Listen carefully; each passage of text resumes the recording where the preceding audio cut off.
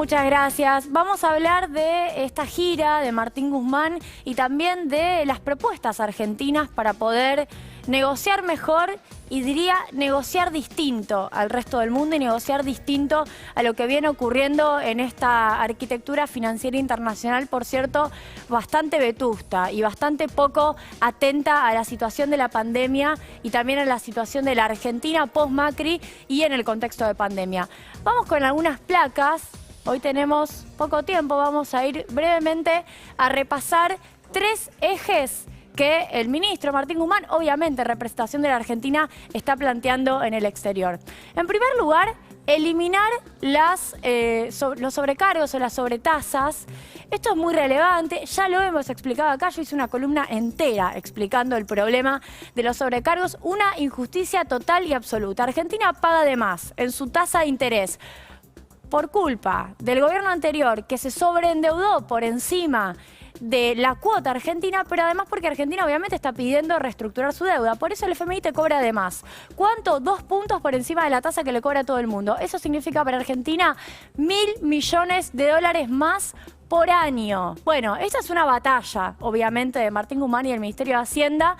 Yo lo vengo diciendo, no es la batalla trascendental para poder hacer que Argentina sea sostenible en su deuda, pero sí es una batalla para torcerle el brazo al sistema financiero que no hace nada para que la pandemia sea una situación para flexibilizar su política. Bueno, me parece muy relevante entonces este pedido de eliminar los sobrecargos por parte de Martín Guzmán. Vamos a avanzar en otras 2 placas que hacen a otros 2 pedidos o 2 ejes de la agenda.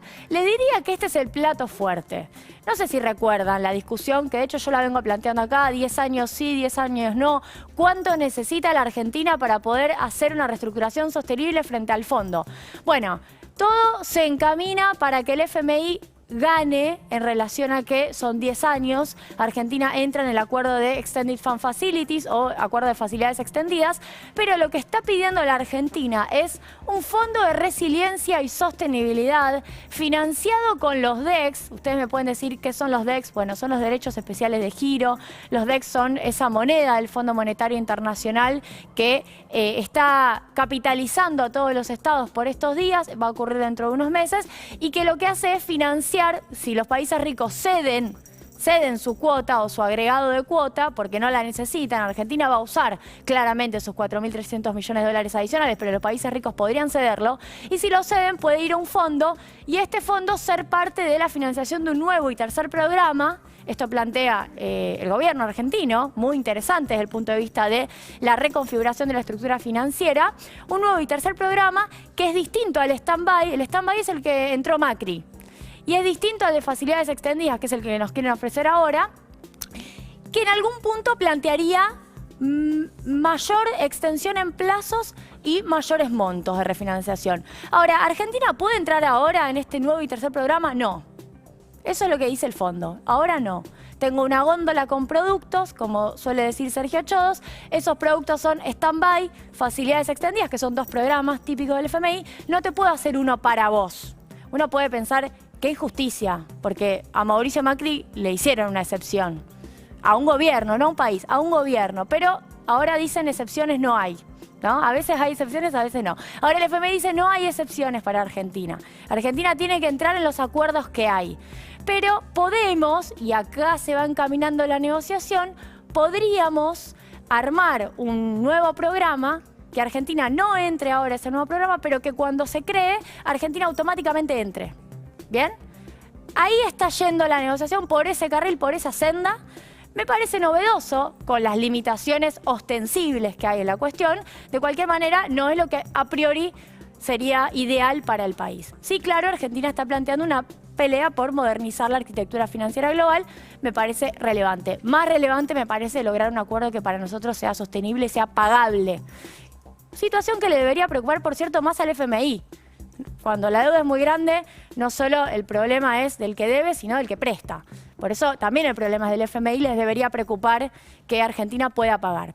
Vamos al último punto, que es el otro eje. Podríamos decir que es el eje de Janet Yellen, pero me parece bien que a la Argentina se lo haya apropiado como una propuesta propia, que es la tasa de imposición mínima con una alícuota del 15%.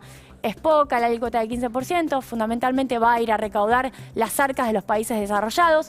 Es cierto que la Argentina, si tiene una imposición a las empresas que va hasta el 35%, en algún punto esta alícuota quedaría un poco más abajo, pero lo cierto es que sería novedoso en el marco del paquete de medidas que dice Argentina, que es, che, no cobren de más cuando no corresponde. Si un país tiene una deuda demasiado grande por la que le dejó un gobierno anterior con responsabilidad del FMI que la explica, por ejemplo, lo que ocurrió durante el gobierno de Donald Trump, interviniendo con Claver Carone.